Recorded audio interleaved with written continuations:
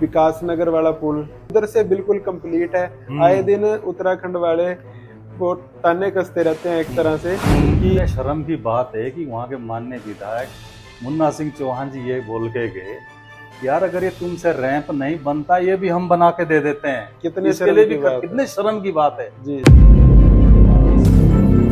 जी सबसे ज्यादा अगर रोड़े अटकाए हैं तो यहाँ विपक्ष के एक नेता ने अटकाए हैं और कोई भी कार्यकर्ता हमारे साथ जुड़ता है तो वो लोग उसके घर पहुंच जाते हैं कि विकास।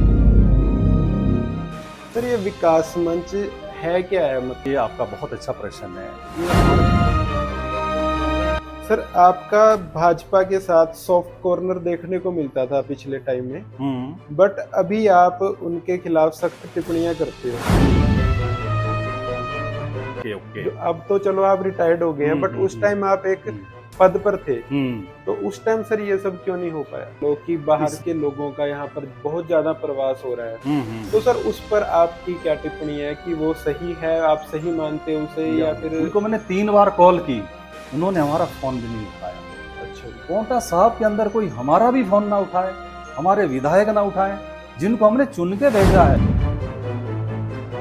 हम विकास मंच के यहाँ पंत प्रधान है, हमारे साथ ये व्यवहार होगा, आम जनता के साथ ये लोग क्या कर रहे होंगे। हीरपुर के अंदर जो उनकी एक भूमिका रही वार्ड नंबर 13 के अंदर, बिल्कुल बिल्कुल, तो फिर हमने ये देखा है कि यार जो बंदा अपने कम्युनिटी के साथ भी ऐसा कर रहा है, कुलदीप चौधरी और वो जो था, ठीक ठीक, तो फिर वो हमारे ट्रांसरी के लिए, पहाड़ के लोगों के, राम लोगों के लिए तो वो कहाँ ही न्याय करेंगे।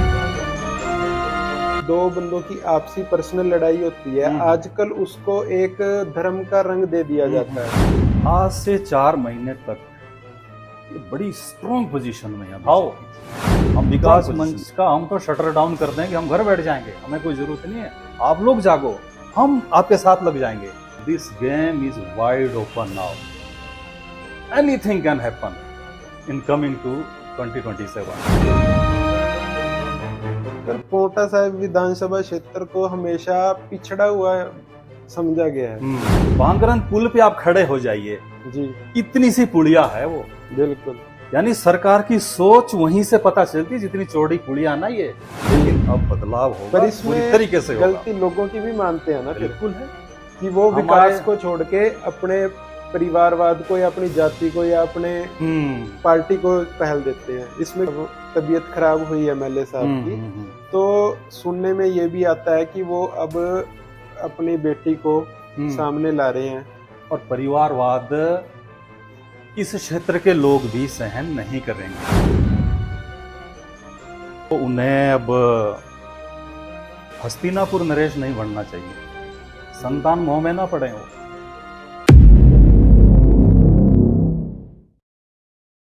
सत श्री अकाल जी, स्वागत है आपका अमन संधू शो में। आज हमारे साथ एक ऐसी शख्सियत हैं जो कि उद्योग विभाग से रिटायर्ड हैं और लगातार पोंटा साहिब विधानसभा क्षेत्र के जमीनी मुद्दे शासन और प्रशासन के सामने लाते रहते हैं, लगातार लोगों के बीच एक्टिव रहते हैं। रिटायर्ड ज्वाइंट डायरेक्टर और श्री पोंटा साहिब विकास मंच के अध्यक्ष श्री ज्ञान सिंह चौहान जी, सर स्वागत है आपका अमन संधू शो में।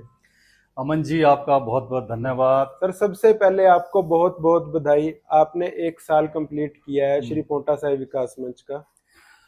बहुत बहुत धन्यवाद अमन जी, और मैं अपने श्रोताओं के माध्यम से, दर्शकों के माध्यम से अमन संधू शो आपको भी बहुत बहुत बधाई देता हूँ। शुक्रिया। आपने भी एक बहुत छोटे समय के अंदर इस चैनल को इतना आपने ग्रो किया, और जनता के मुद्दे आप जिस ढंग से आप भी उठाते हैं, आप भी हमारे बहुत दिल के करीब हैं। शुक्रिया सर, शुक्रिया जी। सर सबसे पहले आपको 1 साल कंप्लीट हुआ, तो सर आपको आपकी उपलब्धियां इसमें क्या क्या हुई और आपको कठिनाइयां क्या क्या आई इसमें करने के लिए? अमन जी 1 साल के अंदर अगर मैं बात करूं उपलब्धियों की, जी सर, उपलब्धियां तो बहुत बड़ी है, और सबसे बड़ी उपलब्धि तो ये है कि हम लगातार 1 साल जनता के बीच में रहे और काम किया और सरवाइव किए, क्योंकि यहाँ पर जिस प्रकार हमें एक प्रतिद्वंदी के तौर पर देखकर जी सर, हर स्तर पर एक रोड़ा अटकाने की कोशिश की गई बड़े बड़े मगरमच्छों द्वारा, जी उनके बीच में सरवाइव करना ही अपने आप में एक बड़ी उपलब्धि है। जी जी अब रही कामों की बात, जैसा कि आपको भी मालूम है कि शुरुआत ही जब हमारी यहाँ विकास मंच का जब हमने गठन किया तो पहला जो हमने काम किया, ये जो पुरवाला किशनपुरा सड़क, इसके बीचों बीच एक बिजली की लाइन हुआ करती थी। जी सर। वो पिछले 3-4 सालों से ज्यों की त्यों थी। जी जी हमने उस पर फोकस तरीके से काम किया और 1 महीने के अंदर हमने उस लाइन को हटवाया। जी ये हमारी पहली उपलब्धि थी। इसके साथ ही उसके बाद, क्योंकि बरसात के दिन थे, बिल्कुल। तो बांगरण के अंदर एक बहुत बड़ी आपदा आई, बाढ़ आई। तो हम बांगरण बाढ़ पीड़ितों के साथ हम खड़े होकर उनकी हमने हर संभव मदद की। जी जी तो एक ये भी हमारी एक बहुत बड़ी उपलब्धि रही। इसके अलावा उसी दौरान अगस्त 2025 में जी पहली बार इस क्षेत्र के अंदर किसी कैबिनेट मंत्री का हमने दौरा करवाया। माननीय विक्रमादित्य जी, जो हमारे स्टेट पीडब्ल्यूडी जी, जी, मिनिस्टर जी। हैं, वो उनका दौरा आंच भोज के अंदर, पोंटा साहब के अंदर हुआ और बहुत सारी वो घोषणाएं भी करके, उस पर मैं बाद में आऊंगा कि पूरी क्या हुई। बिल्कुल। लेकिन एक जो हमारा जेई सेक्शन था राजपुर का, वो शिलाई में अटैच था, जी उसको वहां से हटाकर पोंटा साहब में आज की तारीख में वो आ चुका है। जी तो वो एक बड़ी उपलब्धि रही। एमडीआर सड़क जो आंच भोज की है, उसकी उन्होंने घोषणा करी है। जी जी इसके अलावा एक बहुत बड़ी समस्या यहाँ, हालांकि आज भी है, उसका असर आज भी है थोड़ा, ये जो ट्रालों का यहाँ जो न्यूसेंस है, बिल्कुल। दिन रात चले रहते थे ये। तो इसका टाइमिंग हमने रात को 10 बजे नोटिफाई हमारे जो जिलाधीश सिरमौर है उनके माध्यम से हमने वो करवाया जी और इनके ऊपर कहीं ना कहीं लगाम लगाने के लिए श्री पोंटा साहब विकास मंच सड़क पर उतरा और इस विषय में हमने ये एक कार्रवाई करवाई।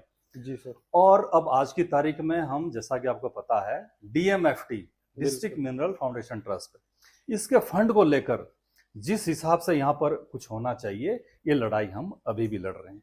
बिल्कुल। तो ये हमारी कुछ चंद उपलब्धियां हैं और भी बहुत सारी उपलब्धियां हैं। तो सर, इसमें आपको किसी पार्टीज का या फिर प्रशासन का सहयोग रहा, या फिर ये चुनौतियां ही थी आपके सामने? कोई सहयोग नहीं रहा। ये जो भी उपलब्धियां रही हैं, लड़कर हासिल की गई हैं। जी इसमें सहयोग नाम की तो कहीं कोई चीज नहीं है। जी और प्रशासन और सरकार तो छोड़ो, विपक्ष का भी हमें सहयोग नहीं मिला। जी सबसे ज्यादा अगर रोड़े अटकाए हैं तो यहाँ विपक्ष के एक नेता ने अटकाए हैं। और ये भी हमें बड़े दुख के साथ कहना पड़ता है कि जहाँ की एक और उनको हमारा सपोर्टिव होना चाहिए, वो पता नहीं उन्होंने क्यों हमें एक प्रतिद्वंदी की तरह से समझ लिया। तो ऐसा उनको करना नहीं चाहिए था। हमने बार बार इस पीड़ा को मीडिया के माध्यम से भी रखा कि वो ऐसा ना करें। लेकिन कोई भी कार्यकर्ता हमारे साथ जुड़ता है तो वो लोग उसके घर पहुंच जाते हैं कि विकास मंच से बिल्कुल ना जुड़ो, किसी नेता से जुड़ जाओ, कांग्रेस से जुड़ जाओ, कहीं भी जुड़ जाओ, लेकिन विकास मंच यहाँ कामयाब नहीं होना चाहिए, ऐसी उनकी मंशा है। क्योंकि शायद वो विकास चाहते ही नहीं। सर, ये विकास मंच है क्या है? मतलब कि ये कोई पॉलिटिकल पार्टी से बिलोंग करता है या नहीं। ये खुद आप किसी नहीं। लोकल का है? ये है क्या है? ये आपका बहुत अच्छा प्रश्न है। ये हमारा जो श्री पोंटा साहब विकास मंच है, इसका जो हमने गठन किया है, ये राजनीति से, पार्टी पॉलिटिक्स से ऊपर हटकर है। जी देखिए, मेरी एक विचारधारा है जी और मेरे साथ जितने भी लोग जुड़े हैं उनकी अलग अलग विचारधाराएं हैं। बिल्कुल। मेरे जो सेक्रेटरी हैं, हमारे जो इस मंच के सेक्रेटरी हैं, वो उनकी विचारधारा उससे अलग है जो मेरी है, लेकिन वो फिर भी है। इसी तरह से बाकी भी जितने हमारे लोग जुड़े हैं, सभी लोग इसमें सारे कार्यकर्ता हैं। हालांकि इसमें ज्यादा जो बहुमत है वो भाजपा वालों की है, ये बात सही है, लेकिन हमने इसको पार्टी पॉलिटिक्स से ऊपर रखा हुआ है। ठीक है। जी। चलो सर, पार्टीज पे आते हैं। पहले आप उद्योग विभाग के उच्च अधिकारी रहे हो। जी जी जी। तो सर, उस टाइम आप हिमाचल के जो 70% लोगों को उस टाइम आप नौकरी का क्यों नहीं करवा पाए? Okay okay. जो अब तो चलो आप रिटायर्ड हो गए हैं, बट उस टाइम आप एक पद पर थे, तो उस टाइम सर ये सब क्यों नहीं हो पाया? इस बात का तो मैं जवाब पहले कई बार दे चुका हूं, अब आज भी दूंगा। इस सवाल को हम स्किप नहीं करेंगे, लेकिन मैं पलट कर इसको सवाल अब आपसे ही करता हूं। जी देखिए, जो 70% का मामला है ना जी, इसको मैं विस्तार से बताऊंगा, लेकिन पहले हम खुद को, आप खुद को जी as a industrialist, as a उद्यमी, जी अगर आप समझें, तो जब किसी ने कोई उद्योग लगाना होता है, अपना उद्यम सेटअप करना होता है, जी जी तो उसके लिए एक सबसे बेस्ट तरीके से जो मैन पावर है वो अपॉइंट उनको करना पड़ता है। बिल्कुल। अगर आपकी कोई इंडस्ट्री है तो मुझे भी ये लगता है कि सबसे पहले आप ये देखेंगे कि यार मेरे लिए कौन बंदा जो एचआर का है वो सही रहेगा, अकाउंट्स में जो बंदा रखना है उसका कैलिबर कैसा होना चाहिए, जो टेक्निकल नॉन टेक्निकल स्टाफ रखना है वो बंदे कैसे होने चाहिए, जो स्किल्ड अनस्किल्ड लेबर रखनी है वो कैसे होनी चाहिए,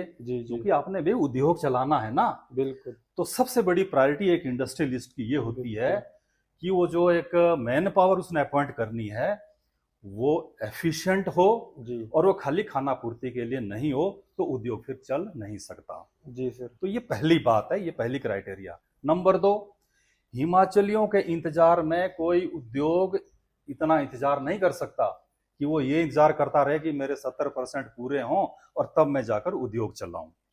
दूसरी बात ये है। नंबर 3, ऐसा नहीं कि 70% नहीं है, ऐसा आपने कैसे समझ लिया? आप ये पूरे पोंटा साहब में जाइए, कितनी यहाँ फार्मा इंडस्ट्री हैं, 70 क्या 80 और 90% तक भी आपको मिल जाएंगे। हाँ, कुछ उद्योग ऐसे हैं जहाँ पोल्यूशन रहता है, वहाँ हम खुद नहीं चाहते थे कि हमारे लोग और करते भी नहीं है। और दूसरी बात, जिसने काम करना होता है ना वो वेल्ला नहीं है। जी सर। वेल्ले वो हैं जिनकी काम करने की जिनमें सामर्थ्य नहीं है या करना नहीं चाहते हैं या सिर्फ फेसबुक पे बैठ के कमेंट ही करने हैं, वो आज की तारीख में बेरोजगार है। जिसने काम करना होता है उसके लिए रोजगार के दरवाजे खुले हैं और ये रोजगार इन उद्योगों ने दिए भी हैं। हजारों लोगों को इन उद्योगों ने, हिमाचलियों को भी रोजगार दिया है। और कहीं अगर उन्हें यह लगता है कि नहीं हमें कोई पर्टिकुलर जॉब के लिए हम यहाँ कोई सुटेबल कैंडिडेट नहीं है, तो बाहर का व्यक्ति भी वहां हो सकता है। हमारे हिमाचल के लोग बाहर भी काम करते हैं। जी बिल्कुल। आप अमृतसर जाएं, बहुत सारे लोग काम करते हैं, दिल्ली करते हैं, बॉम्बे करते हैं।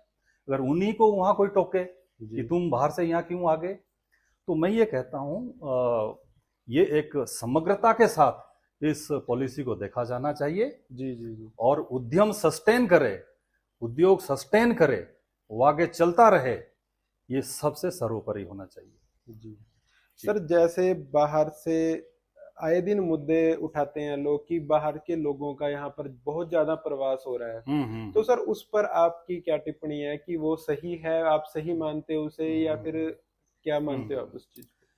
देखो, इसमें दो चीजें हैं। जो बाहर से यहाँ अप्रवासी लोग आ रहे हैं, देखिए कामकाज के लिए कोई कहीं भी जा सकता है। जी। हमारा इसमें यह कहना है कि उनकी प्रॉपर वेरिफिकेशन होनी चाहिए। जी। पुलिस के स्तर पर भी होनी चाहिए। और जो लोग उनको किराए पर मकान देते हैं, आवास देते हैं, सबसे पहला फर्ज उनका बनता है कि वो अपना वो पुलिस वेरिफिकेशन रिकॉर्ड सामने रखें, उनसे लें, उसके बाद ही उनको कमरा या दुकान किराए पर दें। तो ये बात है। हाँ, हमें ये जरूर सतर्क रहना पड़ेगा कि कहीं यहाँ पर कोई बांग्लादेश या रोहिंग्या ना आए, वो बर्दाश्त नहीं है भाई, बिल्कुल नहीं है। जी। तो ऐसे लोगों पर तो सरकार और प्रशासन भी नजर रखे, क्योंकि इस तरह से हमारी एक डेमोग्राफी भी चेंज हो सकती है और जो कि इस क्षेत्र के लिए ठीक बात नहीं है।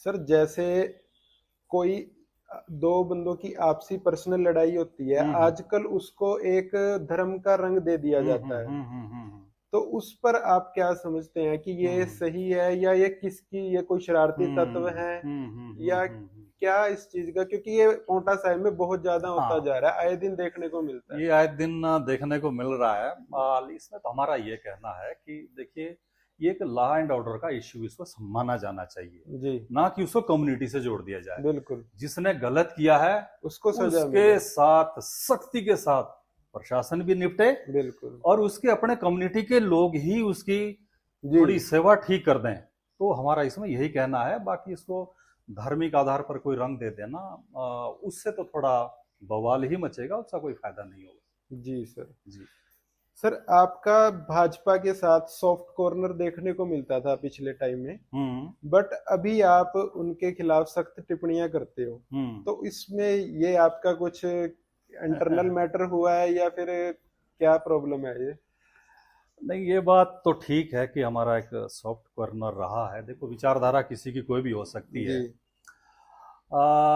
लेकिन भाजपा के लिए तो हमने आज भी कुछ नहीं कहा। हम तो कांग्रेस को भी कुछ नहीं कह रहे हैं, क्योंकि हमारा मंच तो ये खाली विकास के लिए काम कर रहा है। जी जी लेकिन हाँ, कुछ दिनों से अभी यहाँ के जो स्थानीय विधायक हैं उनको लेकर हम बिल्कुल तल्ख हैं, और हमारे जो दिल में होता है वही जबान पर होता है, हम छुपाते नहीं हैं। उसके बाद हमने साल भर उनके लिए एक बहुत सॉफ्ट कॉर्नर रखा। कई वजह थी उसकी, एक विचारधारा के स्तर पर हमारी एक समानता है, और लंबे समय तक उन्होंने यहाँ काम भी किया, सेवा भी की, उस नाते भी। और पिछले दिनों थोड़ा बीमार भी हो गए, तो उस नाते भी हमने फिर ठीक नहीं समझा कि ऐसी हालत में कोई हम किसी को टारगेट करें। जी जी लेकिन पीछे एक दो कुछ ऐसे इंस्टांस हो गए कि जब हमें ये लगा कि यार नहीं, अब हमें जो है ना वो थोड़ा सा अपना जो स्टैंड है वो क्लियर करना चाहिए। जी तो इसमें एक तो पीछे हमने ये देखा, जो आपने देखा होगा ना, एक हीरपुर के अंदर जो उनकी एक भूमिका रही वार्ड नंबर 13 के अंदर। बिल्कुल बिल्कुल। तो फिर हमने ये देखा है कि यार जो बंदा अपने कम्युनिटी के साथ ही ऐसा कर रहा है, कुलदीप चौधरी हाँ, का कुलदीप मैटर। चौधरी, और वो जो था, ठीक ठीक। तो फिर वो हमारे ट्रांसरी के लिए, पहाड़ के लोगों के, राम लोगों के लिए तो वो कहाँ ही न्याय करेंगे और जस्टिस करेंगे। जी जी और दूसरा, अभी जो सबसे ज्यादा जहां से ये फिर ये मामला जो है ना एकदम फिर ये वैसे हो गया, ये डीएमएफटी को लेकर हुआ है, जी जहां से फिर हमने ये लिहाज करनी है बंद कर दी। हमने 4 साल पहले उनको प्रोजेक्ट दिए थे अपने गांव के 2 सड़कों के। जी तो उन्होंने ये कहा था कि हम इसको अगली मीटिंग में कर देंगे। अगली मीटिंग में भी नहीं किए, हमने फिर भी सब्र किया। अभी 2 साल से इन्होंने डीएमएफटी की कोई मीटिंग नहीं की। तो अभी 9 तारीख को मैंने उनको वो दोबारा रिमाइंड कराने की कोशिश की, उनको व्हाट्सएप भी कर दिए, जी उसका उन्होंने कोई जवाब नहीं दिया। उनको मैंने 3 बार कॉल की, उन्होंने हमारा फोन भी नहीं उठाया। अच्छा जी। पोंटा साहब के अंदर कोई हमारा भी फोन ना उठाए, हमारे विधायक ना उठाएं, जिनको हमने चुन के भेजा है, एक बार नहीं 4-4 बार, हमेशा साथ दिया है। तो इस तरह का व्यवहार अगर हमारे साथ ही होगा तो फिर भाई हम ऐसे चुप रहने वाले तो नहीं हैं। तो हाँ, हमारे जो दिल में है वही जुबान पर है, और इस तरह की कार्यशैली, सर इस तरह का एटीट्यूड हमें बर्दाश्त नहीं है। इसका कारण जानने की कोशिश की आपने कि ये वो उन्होंने ऐसा आपके साथ क्यों किया? उन्होंने तो फोन ही नहीं उठाया, और जब उन्होंने नहीं उठाया तो उनका एक जो मेन कार्यकर्ता है, हमारे आंच भोज के बड़े नेता जी हमने उनसे संपर्क किया कि भी वो मेरा रिस्पॉन्स नहीं कर रहे हैं, आप ही उनको बता दीजिए मीटिंग हो रही है, ऐसा ना हो कि इसमें ये ना हुआ। जी जी उन्होंने भी पलटकर बहुत उल्टा जवाब दे दिया कि जो क्यों करें, आप विक्रमादित्य के पास जाओ, आप जंग साहब के पास जाओ, यहाँ पर 10 नेता और है कांग्रेस से, आप उनके पास जाओ, ये तो विपक्ष के हैं, इनकी तो एक्शन नहीं सुनता, जेई नहीं सुनता, एसडीओ नहीं सुनता, चपड़ासी नहीं सुनता, और ये तो विपक्ष के हैं। जी तो इससे मुझे और भी ज्यादा गुस्सा आया, उनसे ज्यादा फिर उनके साथ मेरा ये गुस्सा है, जो हमारे आंच भोज के होते हुए रोज इन सड़कों पर ट्रेवल करते हैं। जी तो जब उनका भी ये एटीट्यूड है, और हम विकास मंच के यहाँ पंथ प्रधान है, जी हमारे साथ ये व्यवहार होगा, आम जनता के साथ ये लोग क्या कर रहे होंगे इतने सालों से, इस चीज को हम बर्दाश्त करने वाले नहीं। जी सर। तो सर, पोंटा साहब की राजनीति को आप कैसे देखते हो कि भाजपा का यहाँ पर अभी कुछ क्या चल रहा है, कौन से लेवल पर है अभी भाजपा यहाँ पर?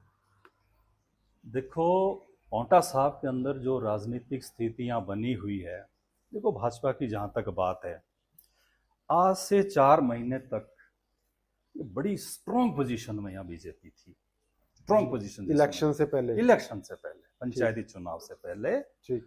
बड़ा अच्छा इनका ये सांगठनिक ढांचा है जी बढ़िया संगठन है, अच्छे कार्यकर्ता हैं जी बिल्कुल चाक चौबंद व्यवस्था संगठन के नाते इनकी आज भी है, जी मतलब जी जो सच्ची बात है। लेकिन जब ये पंचायती चुनाव आए जी और ये एमसी के भी चुनाव आए, जी और ये जो परिणाम सामने आए, और ये परिणाम इनके लिए बड़े ही दुष्कर होने वाले हैं।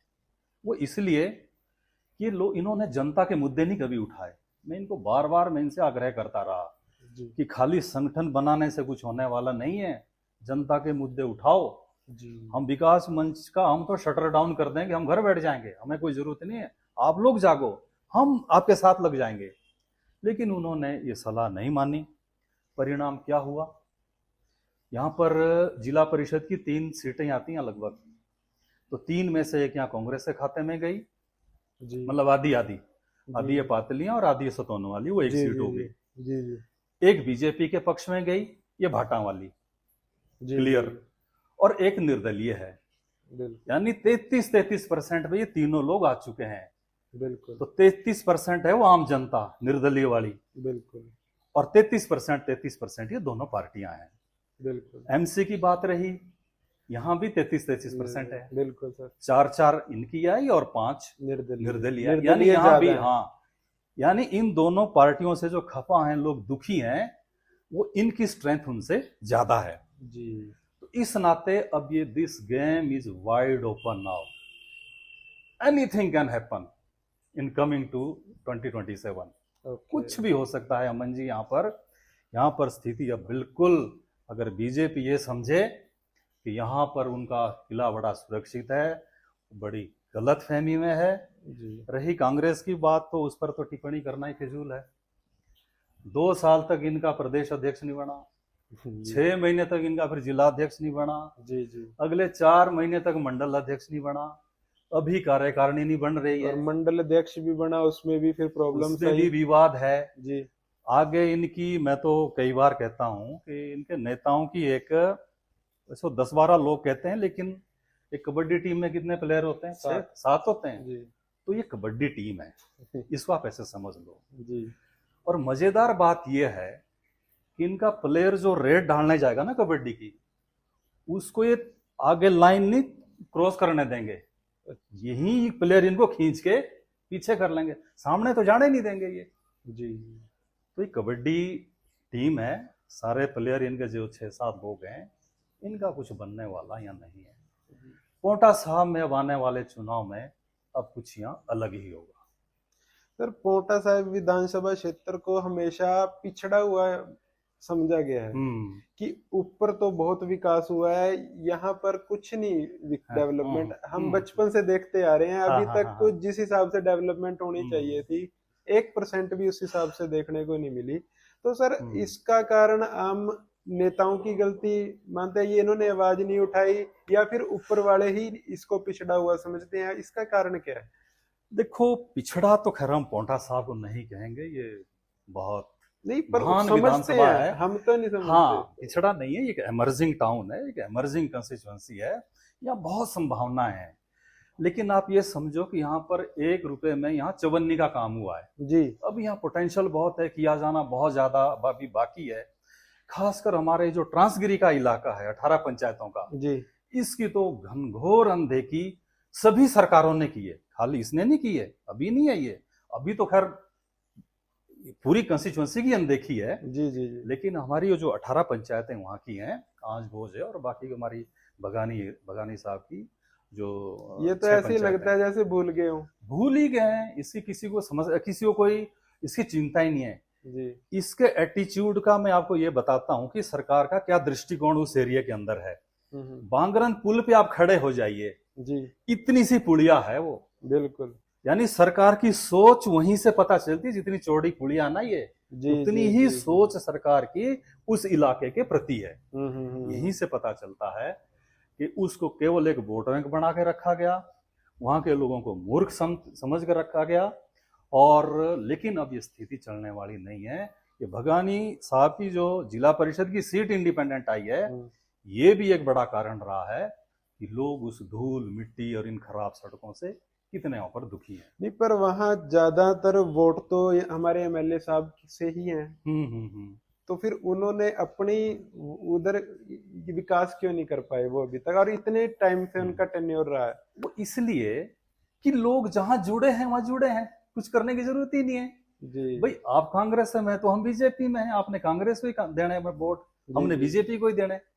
तो ऐसे ही लोग, और इस चीज को ये नेता लोग समझते हैं कि हम चाहे ना भी जाएंगे वोट तो हमें आ ही जाएंगे, लेकिन अब बदलाव होगा, पर इसमें पूरी तरीके से होगा। गलती लोगों की भी मानते हैं ना? बिल्कुल है कि वो विकास को छोड़ के अपने परिवारवाद को या अपनी जाति को या अपने पार्टी को पहल देते हैं। इसमें गलती कहीं ना कहीं लोगों की भी है। हमारे ट्रांसगिरी की और विशेष आंच घोष की मैं बताता हूँ गलती क्या है। हम लोग भोले भाले हैं, हमारे यहाँ बड़े मान सम्मान की संस्कृति है। कोई भी वहाँ आता है तो सबसे पहले तो वहाँ फूल माला लेके खड़े हो जाएंगे, फिर वो ढोल नगाड़े लेके वो बंदे वहाँ उनका स्वागत होगा जी। फिर शॉल, टोपियां, मफलर, लोहिया, और अब तो ढांटू का भी रिवाज चल पड़ा।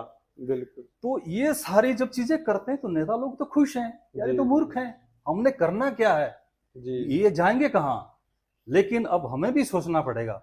हमें नीचे प्लेन एरिया में, मैंने यहाँ देखा, मैंने 2-3 महीनियां बांगरन में लगाया, पीछे जब बाढ़ वहां आई थी, तो हमने कहा कि यार आप लोग यहाँ किस तरह से कोई करते हो सम्मान। बोले हमें तो पता भी नहीं है, हमें तो पता भी नहीं है करते क्या है क्या नहीं करते हैं। जी यहाँ कोई किसी को पूछता नहीं है नेताओं को, इसीलिए ये जो क्षेत्र का जो एरिया है ना, फिर भी डेवलप है। बिल्कुल।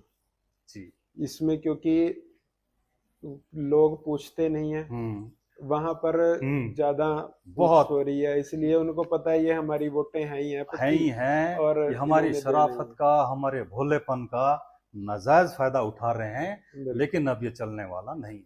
सर ये जो विकास नगर वाला पुल जो अभी तक इसका काम रुका पड़ा है, तो इसकी क्या मतलब, ये इतना डिले क्यों हुआ है कि उधर से बिल्कुल कंप्लीट है, आए दिन उत्तराखंड वाले वो ताने कसते रहते हैं एक तरह से कि आपके हिमाचल में ये, आपके हिमाचल में वो, बट उधर से सब कंप्लीट है, बट इधर से वो चीज क्यों नहीं अभी तक हो पाई है। अब देखिए 44 करोड़ की लागत से उत्तराखंड सरकार ने पुल बना दिया जी। ये कितने शर्म की बात है कि वहां के माननीय विधायक मुन्ना सिंह चौहान जी ये बोल के गए कि यार अगर ये तुमसे रैंप नहीं बनता ये भी हम बना के दे देते हैं। कितने इसके लिए भी कितने शर्म की बात है। जी जी। जमीन तो दे दो। जी जी। 44 करोड़ उन्होंने खर्च किया, तो 44 लाख तो हिमाचल सरकार को भी ज्यादा नहीं थे खर्च करने, बिल्कुल वो करके नहीं दिए। थोड़ी सी एक लैंड एक्वायर वहां होनी थी, अक्टूबर 2025 में उसकी प्रोसीडिंग पूरी हो गई है। जी जी। तो कहा तो उसके लिए कोई स्पेशल ऑफिसर लगाना चाहिए था फॉर्मेलिटी पूरी करने के लिए जी, वो आज तक नहीं हुआ है। तो मैंने कहा ना ये घोर अनदेखी है, और बस इन्होंने पता नहीं ट्रांसगिरी वालों को तो क्या ही समझ रखा है। जी। तो कांग्रेस को कैसे देखते हो आप पोंटा साहिब में? कांग्रेस का तो मैंने आपको बताया दिया, अभी टिप्पणी करने लायक कुछ है ही नहीं। कभी इनका यहाँ कुछ सिस्टम बनेगा, कुछ नजर आएगा तो। लेकिन ये कि हमारे विकास मंच को ये लोग हमें तंग नहीं कर रहे हैं, मैं तो उनका धन्यवादी हूँ। ये अपने ना किसी कार्यकर्ता को रोकते हैं ना कुछ बात करते हैं। लेकिन ये जो दूसरे नेता हैं उनका केवल और केवल एक काम है कि विकास मंच की यहाँ पर ग्रोथ ना हो, विकास मंच यहाँ आगे ना बढ़े और क्षेत्र में कोई विकास ना हो। विकास मंच तो किसी पॉलिटिकल पार्टी का भी नहीं है, बट फिर इतना प्रेशर क्यों?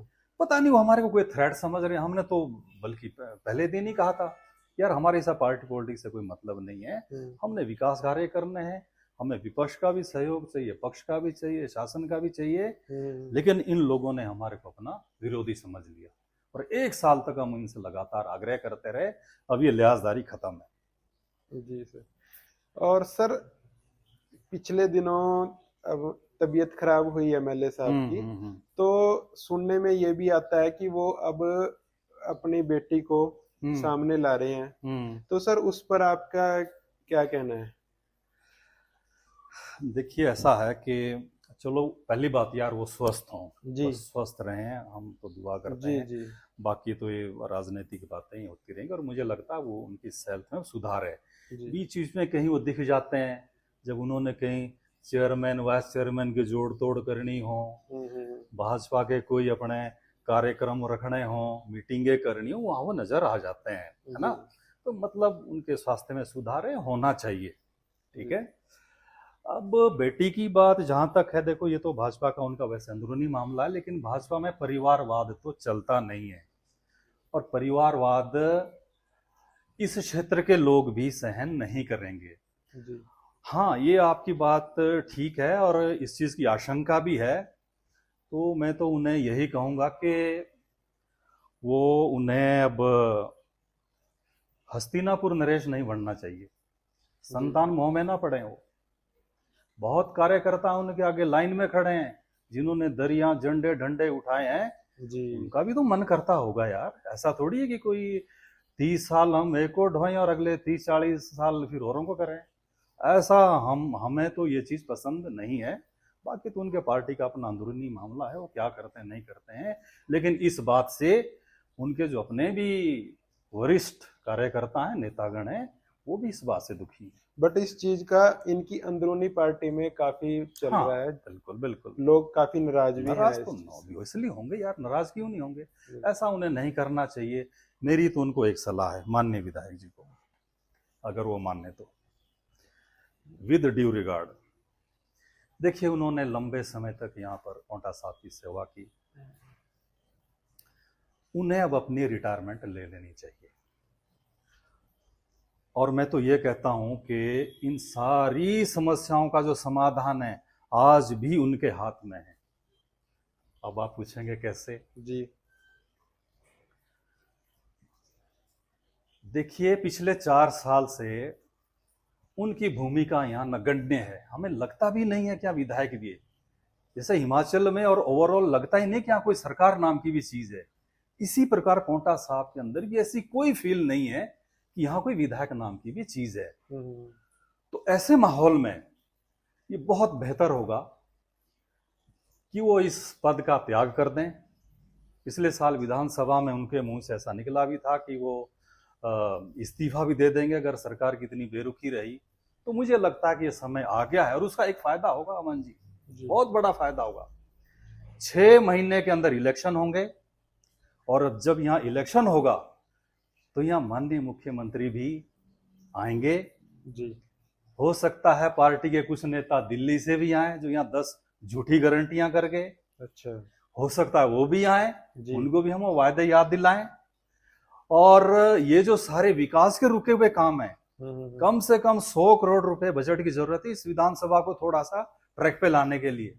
तो जब यहाँ सरकार आएगी, मुख्यमंत्री आएंगे और वो दिल्ली के वो नेता आएंगे जो खटाखट घोषणा करने वाले, और ये जो 10 गारंटियां, झूठी गारंटियां देने में जिनका ये सारा रोल रहा, हो सकता है वहां से भी यहाँ कोई आए, तो फिर हम ये सारी समस्याएं भी मनवाएंगे जी।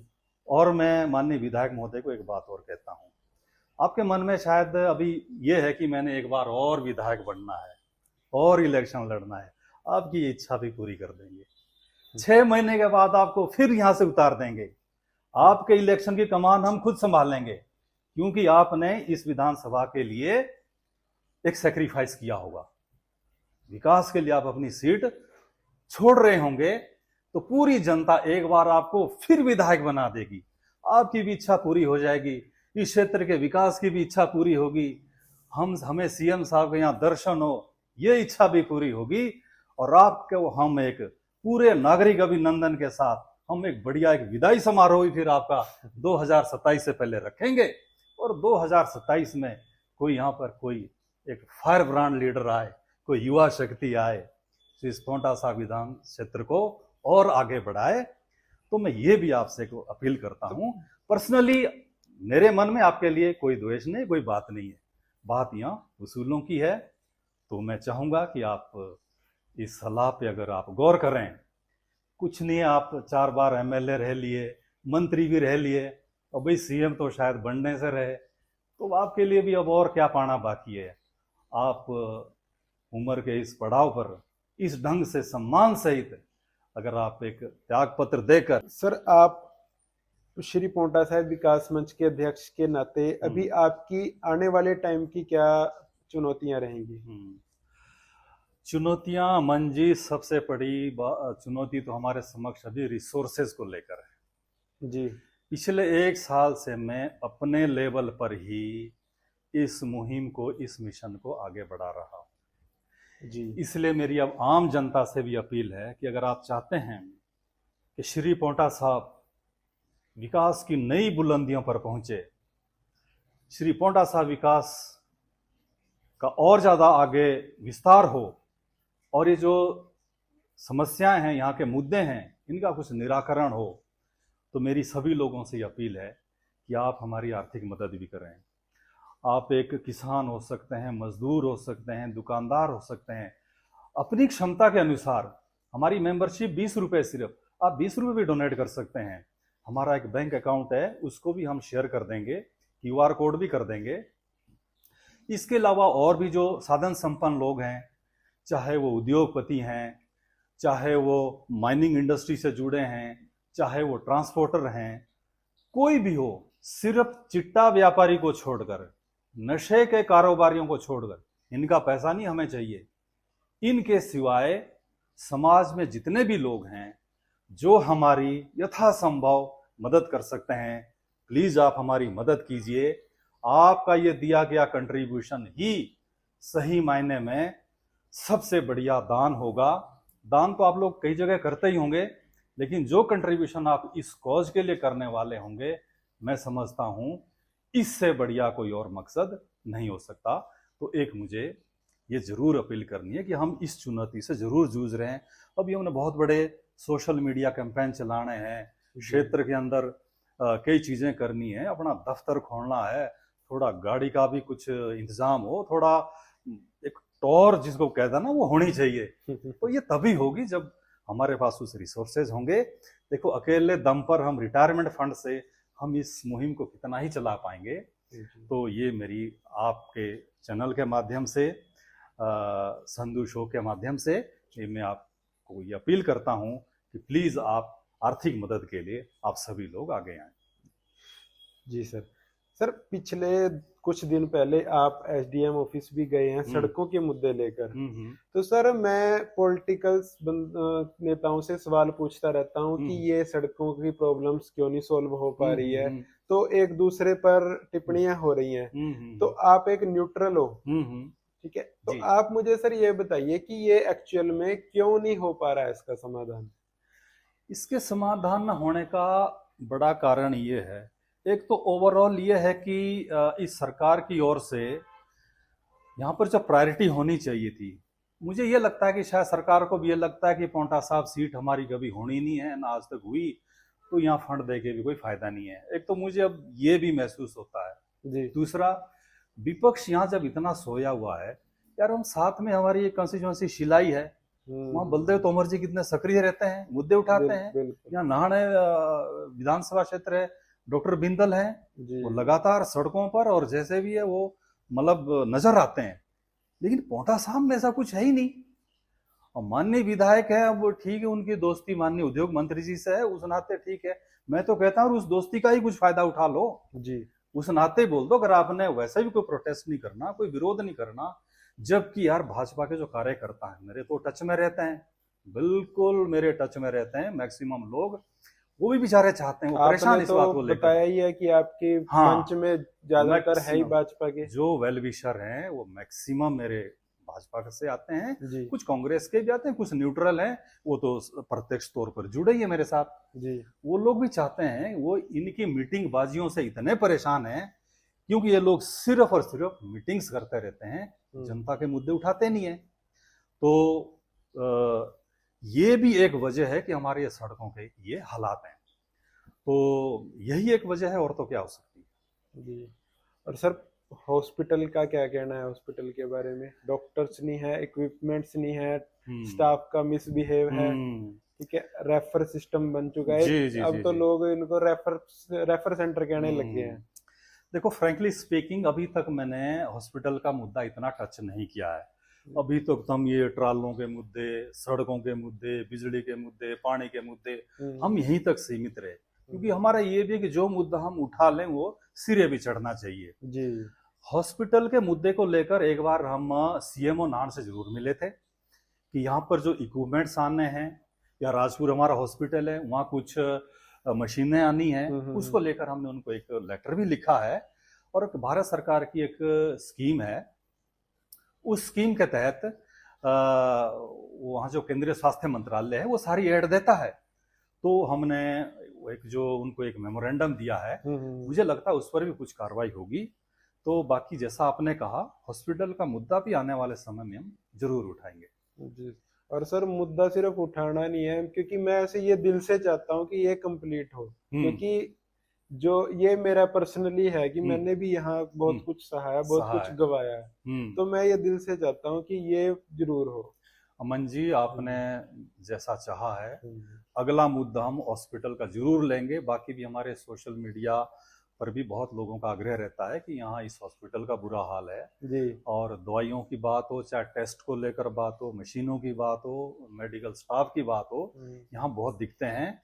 और कभी हमारा दिल्ली जाना हुआ, माननीय केंद्रीय मंत्री जेपी नड्डा जी से मिलने का अगर अवसर मिला जी। देखो, मिले, हमारे माननीय विधायक भी थे, जी और जी वहां ये बात नहीं रखी होगी कि जी आप यहाँ पर ट्रॉमा सेंटर का कुछ कराएं, यहाँ पर हॉस्पिटल का सुधार करें, उसके लिए नहीं मिले। बिल्कुल। वहां भी मुझे लगता है वो परिवारवाद को ही आगे बढ़ाने के उद्देश्य से मिले होंगे, जहां तक मेरा आइडिया है। जी जी जी लेकिन हम जब मिलेंगे तो इन मुद्दों को लेकर मिलेंगे, और आने वाले समय में हॉस्पिटल भी मुद्दा हमारे एजेंडे पर जरूर होगा, ये मैं आपको एश्योर करना चाहता हूँ। जी।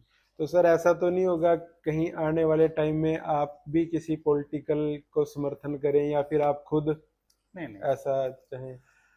देखो अमन जी, ऐसा है कि अब केजरीवाल की तरह हम बच्चों की कसम तो नहीं खा सकते जी कि हम ये नहीं करेंगे, वो नहीं करेंगे, फलाना नहीं करेंगे, ढिकना नहीं करेंगे।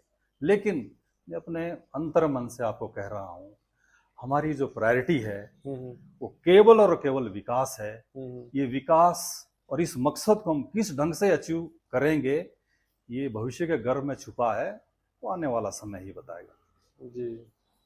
और पोंटा साहिब की जनता को अब आप क्या मैसेज देना चाहते हैं कि लोग आपसे काफी एक्सपेक्टेशन करते हैं जी जी जी जी जी कि जी। आप हर टाइम एक्टिव रहते हो हम्म, जनता के लिए, तो आप उनको क्या मैसेज देना चाहोगे? जनता से मैं केवल एक अपील करना चाहता हूं कि आप इन नेताओं की गुलामी छोड़ दें।